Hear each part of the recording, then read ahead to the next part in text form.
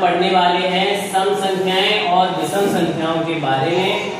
तो देखिए सम संख्याएं क्या होती हैं, यहाँ पर मैंने लिखा हुआ है ऐसी संख्याएं जो 2 से पूरी विभाजित हो जाती हैं सम संख्याएं कहलाती हैं।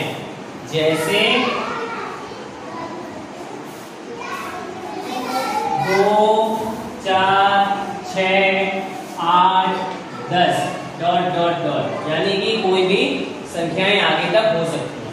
अब विभाजित होने का मतलब जानते हैं कि अगर 2 से किसी संख्या में भाग दिया जाए तो शेषफल क्या आना चाहिए, 0 आना चाहिए।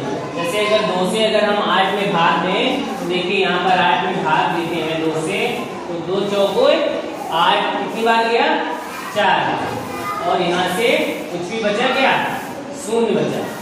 पूरी तरह से विभाजित हो गया ना। इसका मतलब इस तरीके से जब 2 का भाग किसी में देना हो संख्या में और शेषफल क्या है, 0 आए, तो वो सभी संख्याएं क्या होंगी, सम संख्याएं होंगी। और उसके अलावा जो बची हुई संख्याएं हैं वो सभी विषम होंगी। देखिए यहाँ से विषम संख्याएं ऐसी संख्याएं जो 2 से पूरी तरह विभाजित नहीं होती हैं, विषम संख्याएं कहलाती हैं। मतलब जो सम संख्याएं हैं उसके अलावा सभी क्या हैं, विषम संख्याएं हैं। जैसे 1, 3, 5, 7, 9, 11। क्लियर। अब देखिए यहाँ पर 9 क्या है, विषम संख्या है। अगर हम 9 में 2 का भाग दें तो देखिए यहाँ पर देखिए 2 का भाग 9 में देंगे, कितनी बार जाएगा, 4 बार ही जाएगा। 2 चौको 8। अब 9 में से क्या देंगे, 8 को घटाएंगे तो कितना बचा है यहाँ, 1 बचा। तो जब भी हम 2 से भाग देंगे तो हमेशा एक शेषफल बच जाएगा। तो इस तरीके की संख्याओं को हम क्या कहेंगे, विषम संख्या कहेंगे। और जो 2 से पूरी तरह विभाजित हो जाएंगी वो सम संख्याएं कहेंगे। क्लियर। तो इस तरीके से हम किसी भी दी हुई संख्याओं में से सम और विषम संख्याएं ज्ञात कर सकते हैं। अब देखिए यहाँ पर मैंने सवाल दिया है कि दी हुई संख्याओं में सम संख्याओं पर घेरा बनाओ। एक लोग पहुंचिए और इसमें जितनी भी सम संख्याएं हैं देख देख कर आप उस पे घेरा बना देंगे। जाइए।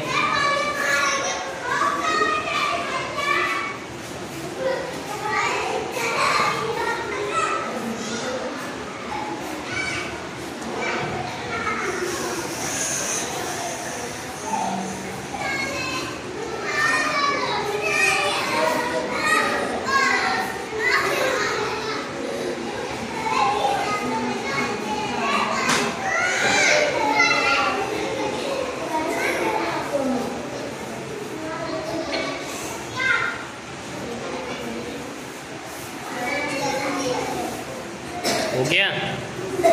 अब कोई बची तो नहीं, चलिए देख लेते हैं।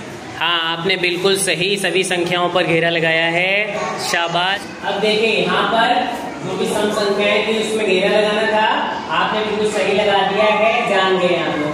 तो ये तो क्या थी, छोटी संख्याएं थी, है ना। तो मुझे आसानी से पता चल गया कौन सी सम है कौन सी विषम है। लेकिन अगर अब संख्या बहुत बड़ी दी गई हो, जैसे 2534, ठीक है, तो इतनी बड़ी संख्या को हम कैसे पता करेंगे कि ये सम है या विषम है। उसके लिए हमें क्या करना होता है कि हम 2 से भाग देंगे पहले। तो पूरी विभाजित है तो सम है, नहीं तो विषम है। लेकिन इतना सब करने में हमें बहुत समय लगेगा, तो हम एकदम देख के कैसे बता सकते हैं, इसके लिए हमें क्या करना होगा वो बताते हैं। हम सबसे पहले इकाई का अंक देखेंगे किसी भी संख्या का। इकाई का अंक यही होता है ना।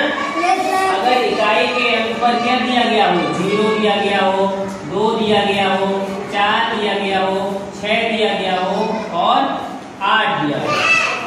अगर 0, 2, 4, 6, 8 दिया गया है किसी भी बड़ी संख्या के इकाई अंक पर, तो वो संख्या कौन सी संख्या होगी, सम संख्या होगी। और उसके अलावा सभी विषम होगी।